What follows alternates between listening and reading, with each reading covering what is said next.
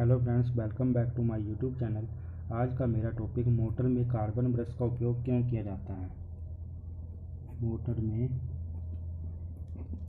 Carbon brush का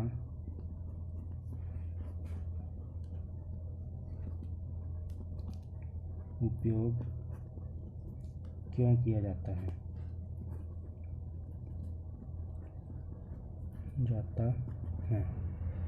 motor में carbon brush का उपयोग मोटर में लगे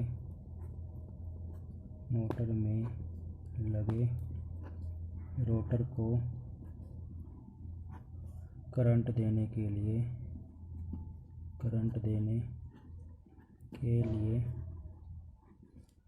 किया जाता है। सबसे पहले हमें यह पता होना चाहिए कि मोटर के दो मुख्य पार्ट होते हैं, रोटर और स्टेटर। पहला पार्ट रोटर और दूसरा स्टेटर। जो पार्ट घूमता है वो पार्ट रोटर होता है और जो पार्ट फिक्स होता है वो पार्ट स्टेटर होता है। जब भी कभी सप्लाई देने की बात आती है तो हम स्टेटर में तो सीधा सप्लाई दे देते हैं। ये हमारा स्टेटर है।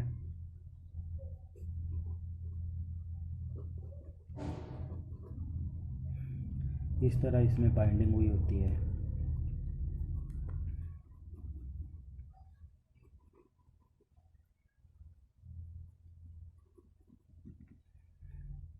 जब भी कभी सप्लाई देने की बात आती है तो हम इसमें सीधा सप्लाई दे देते हैं, और जब कभी रोटर में सप्लाई देने की बात आती है तो थोड़ा मुश्किल हो जाता है। ये हमारा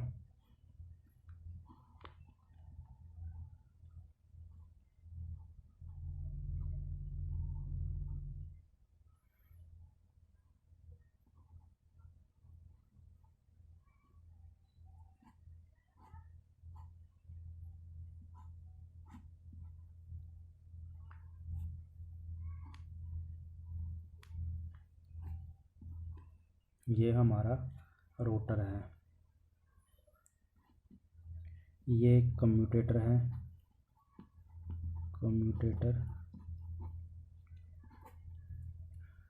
और यहाँ पे बाइंडिंग हुई होती है। यहाँ पे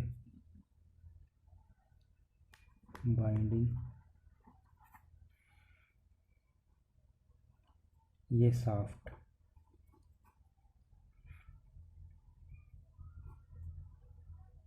और इस तरह से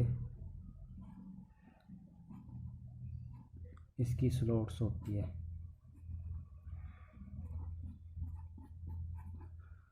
जब इसमें सप्लाई देने की बात आती है, अगर हम इसको सीधा डायरेक्ट सप्लाई देंगे तो इसके घूमने से हमारी वायर टूट जाएगी। इसी कारण से हम कार्बन ब्रश का उपयोग करते हैं। कार्बन ब्रश जो है हमारे कम्यूटेटर के साथ लगे होते हैं इस तरह से, और इसके साथ वायर जोड़ दी जाती है। इस तरह से लगे होते हैं और इनके साथ वायर जोड़ दी जाती है। कार्बन ब्रश जो है वो स्टेटर में फिक्स होते हैं। ये हमारा स्टेटर है।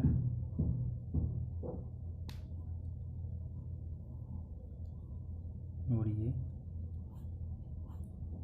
रोटर है।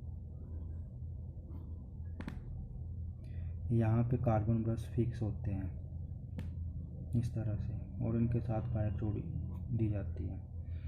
और यहाँ पे हमारा कम्यूटेटर लगा दिया जाता है।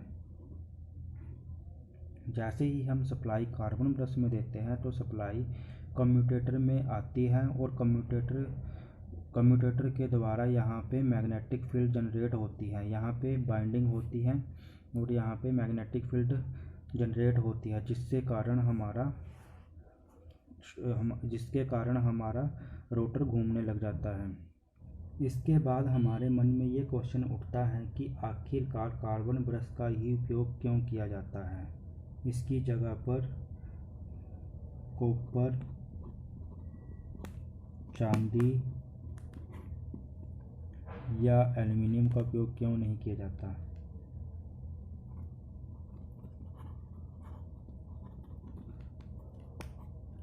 का उपयोग क्यों नहीं किया जाता? तो इसके कुछ मुख्य कारण हैं। पहला मुख्य कारण इसका मेल्टिंग पॉइंट है। मेल्टिंग पॉइंट कि कितने टेम्परेचर पर कौन सी धातु पिघलना शुरू हो जाती है। हर एक धातु का अपना अलग अलग मेल्टिंग पॉइंट होता है। जैसे ही हमारा रोटर घूमेगा तो कम्यूटेटर के साथ कार्बन ब्रश लगे होते हैं, जिससे कि उनमें घर्षण पैदा होगा। जैसे ही घर्षण पैदा होगा तो वैसे ही उनमें हीट भी जनरेट होगी, जिससे कि कोई भी धातु पिघलना स्टार्ट हो जाएगी। तो हमारा कार्बन ब्रश जो है वो 3500 डिग्री टेम्परेचर तक नहीं पिघलता है,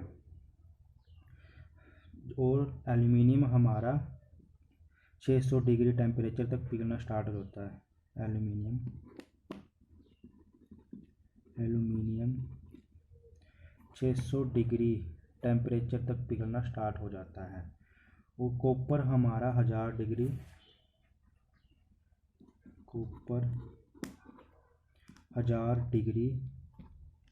सेल्सियस तक पिघलना स्टार्ट हो जाता है। और सिल्वर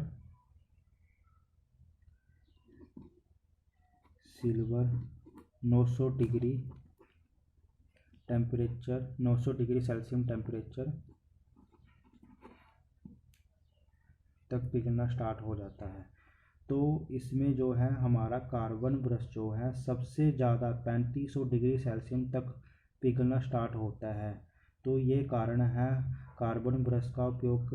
तो यही कारण है कि हम कार्बन ब्रश का उपयोग करते हैं। इसका दूसरा मुख्य कारण है कि कार्बन ब्रश जो होता है वो सॉफ्ट होता है। अगर हम इसकी जगह किसी हार्ड धातु का उपयोग करेंगे तो हमारा कम्यूटेटर जो है वो ख़राब हो जाएगा, इसलिए हम कार्बन ब्रश का उपयोग करते हैं। इसका तीसरा मुख्य कारण है रेजिस्टेंस। जैसे ही रोटर घूमेगा तो उसके घूमने के साथ टेम्परेचर बढ़ेगा। टेम्परेचर बढ़ने से जो है कार्बन का रेजिस्टेंस कम हो जाएगा, और जितना कम रेजिस्टेंस होगा उतनी ही आसानी से करंट आगे जाएगा। तो यही कारण थे कि कार्बन ब्रश का उपयोग किया जाता है। दोस्तों, अगर वीडियो अच्छी लगी होगी तो लाइक करना, शेयर करना और चैनल को सब्सक्राइब करना। धन्यवाद।